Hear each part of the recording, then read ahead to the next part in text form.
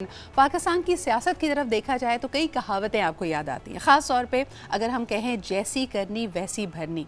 अगर आज के ज़माने की बात करें तो लोग कारमा पे बिलीव करने लगे कि अगर आप किसी का बुरा चाहेंगे आपके साथ भी वही होगा, किसी के साथ आपने कोई ज़्यादती की तो वक्त पलटा ज़रूर खाता है और वैसे ही हालात आपको फेस करने पड़ते हैं। अगर बिलखुसूस बात की जाए पाकिस्तान की सियासत की तो हमने अक्सर ये देखा है कि कई ऐसे वाक़यात और हालात पैदा हो जाते हैं कि अगर आपने कोई भी गैर जमहूरी अमल को या रवैये को अपनाया तो फिर आहिस्ता आहिस्ता नहीं बल्कि बड़ी तेज़ी से वैसे ही हालात आपको फेस करने पड़ते हैं। आज मुझे लगता है कि जिस किस्म की बातें और स्टेटमेंट्स पार्लियामेंट के फ्लोर पे दी जा रही हैं, खुसूसन ये कहा जा रहा है सो व्हाट, इलेक्शंस अगर चंद माह डिले हो जाएं तो इसकी मिसाल मिलती है। सिर्फ इसमें फ़र्क ये है और ये बात याद रखने वाली है कि these words are going to haunt you. वक्त बड़ी तेज़ी से पलटता है। अगर कल आप इलेक्शन मांग रहे हों और दूसरी जमात या पीडीएम के पास ये क़ुव्वत मौजूद हो कि वो इलेक्शंस को डिले कर सकती है तो फिर आपका क्या रवैया होगा? Will you be able to take it? That is my question. आइए ज़रा इस पर बात करते हैं। आज हमारे साथ मौजूद है हाफिज़ साहब, सीनियर जर्नलिस्ट हैं, तज्ज़ियाकार हैं। उनसे पूछते हैं कि इस्लामाबाद में इस वक्त जो चहल पहल है उसको वो किस तरह देख रहे हैं। अस्सलाम वालेकुम हामिद साहब, आप क्या समझते हैं जो अदद और आदाद और शुमार का जिक्र बार बार किया जाता है? पहले हमने देखा कि वोट ऑफ कॉन्फिडेंस शहबाज शरीफ साहब को मिल गया पिछले हफ्ते, लेकिन फिर अदालत की और खुसूसन बेंच के आदाद के ऊपर बात हुई। उन्होंने कहा जी 12 जजेस इसका हिस्सा नहीं है, सिर्फ 3 जजेस की बात है, इसको हम मानते नहीं। इसको आप कैसे देखते हैं? और ख़ास तौर पे हमने हमेशा तौहीन अदालत का तो जिक्र सुना था, आइन शिकनी और आइन को सबसे बालातर रखने की बात तो होती थी, लेकिन ये जो अभी बात की जा रही है तौहीन पार्लियामान, इसको आप कैसे देखते हैं? पार्लियामान की तौहीन तो अगर हम देखें कि वो जो मनाजिर थे जब खान साहब की रजीम से पहले जो सिंध हाउस के मनाजिर थे और जिस तरह गिनती पूरी पहले की जाती रही है, हॉर्स ट्रेडिंग के इल्ज़ामात लगते हैं, वो तौहीन पार्लियामान नहीं होता?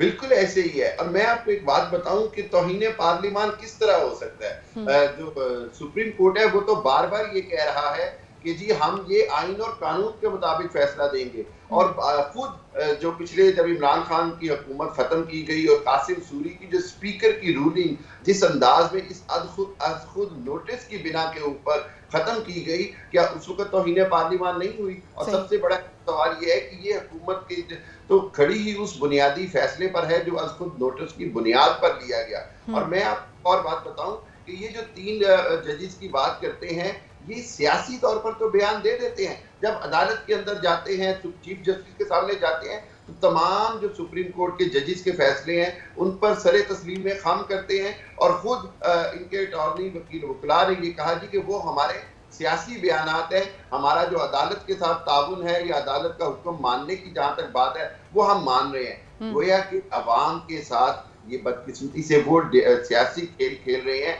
जो कि नहीं खेलना चाहिए। आप अदालतों में तो सारी बातें मान लेते हैं कि जी कानून के मुताबिक है फैसला, हमें इसमें दिया जाए, हमें इस पे गैर मामूली हालात की बिना पर रिलीफ दिया जाए। वहां पे तो ये नहीं कहते कि जी जजेस ने गलत फैसला किया है। तो सर, जब रात को 12 बजे कोर्ट खुलती है तो उसके तमाम फैसले सही होते हैं, लेकिन आज इन्हीं अदालती फैसलों के ऊपर सवालिया निशान है। अच्छा, मुझे ये बताइए कि 2-3 चीज़ें, ये तो अब ये डे टू डे हैपनिंग्स हो जाएंगी, इसको हम नज़र रखे हुए हैं, इसमें 1 स्टेप फॉरवर्ड 2 स्टेप बैकवर्ड्स की एक रिदम चल रही है।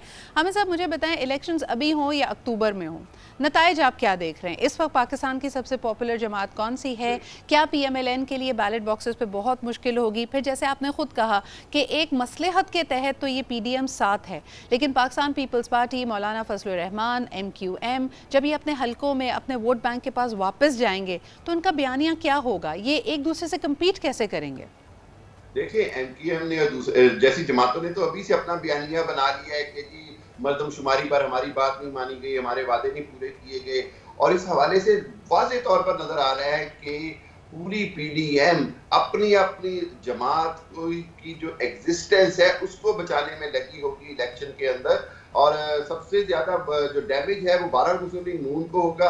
और तमाम सर्वेस देख लें, तमाम तज्जिए देख लें, मैं ये कहता हूँ कि वो तज्जिया या वो सर्वेस जो नॉर्मली मुस्लिम लीग नून के हक में या टिल्ट दिखाते थे, वो भी आज मजबूरन ये कह रहे हैं कि इलेक्शन करवाना जो है वो मुस्लिम लीग के लिए इंतहाई घाटे का सौदा होगा और मौजूदा हालात के अंदर इमरान खान की पॉपुलैरिटी को कोई चीज रोक नहीं सकती है। इमरान खान बड़ी वाज़ेह लीड से जीतेंगे। अब बहुत सारे सर्वेज में बात ये होती है कि क्या 2/3 अक्सरियत दे पाएंगे या नहीं। अब इमरान खान की इलेक्शन अक्टूबर में होने वाले इलेक्शन की जीत के ऊपर बात नहीं होती, अगर इलेक्शन अक्टूबर में हो या पहले हो या जब भी हो। अब तो बात ये होती है कि अगर इमरान खान 2/3 से आए तो वो किस तरह तरामीम करने की ताकत में। हामिद साहब, लेकिन फिर इस पे एक और सवालिया निशान है। I know a lot of water has passed under that bridge, लेकिन अगर हम 2015 2018 के इलेक्शंस देखते हैं, पीटीआई बहुत मैच्योर हुई है। पीटीआई ने बड़े पैंतरे सीखे हैं सियासत के, और ख़ास तौर पे पिछले 1 साल में हमने देखा है कि उन्होंने उनकी पॉलिटिक्स का एक कलर हमें नज़र आया। अब उससे आप इख्तलाफ कर सकते हैं कि what is this flavour, is it good और इज़ इट बैड, लेकिन बहरहाल वो एक फिनोमेना है पाकिस्तान को, और पाकिस्तान की आवाम ने उनको तस्लीम किया है, अपना वोट ऑफ कॉन्फिडेंस दिया है।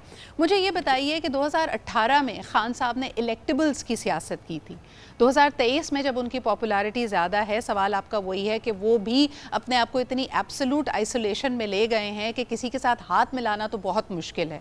तो अगर 2/3 अक्सरियत नहीं मिलती, जो कि मुश्किल भी है, तो फिर क्या होगा?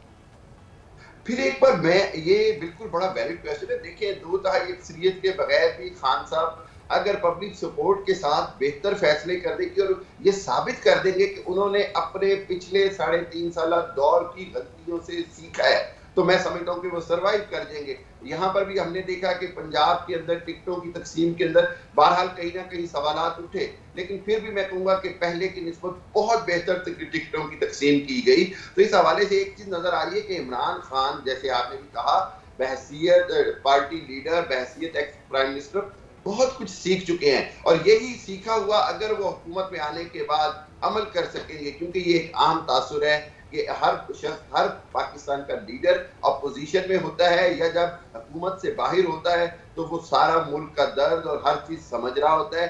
जैसे ही इक़्तिदार है शायद उसकी आगे और सबसे बढ़कर ये हामिद साहब, नॉट जस्ट ये कि जब इक़्तिदार में आता है, इक़्तिदार के आने के बाद जिनको पावर 100 डेज कहा जाता है, पहले 100 दिन में आपने किन चीज़ों को टारगेट किया, आपका बयानिया क्या है, आपने किन टीम्स को फॉर्मुलेट किया। लोग कहते हैं कि शायद उन 100 दिन की गिनती आपके ऑफिस लेने के बाद शुरू होती है, लेकिन मुझे ये लगता है फॉर यू नो ऐसी पब्लिक पॉलिसी जो वाकई पाकिस्तान को जिसकी ज़रूरत है, वो पॉलिसी फ्रेमवर्क, वो इक़दामात, उसकी तैयारी आज करनी होगी, हर जमात को करनी होगी जो ये ख्वाहिशमंद है कि वो हुकूमत में आए। बहुत बहुत शुक्रिया। हामिद अल-मशरिकी साहब हमारे साथ मौजूद थे।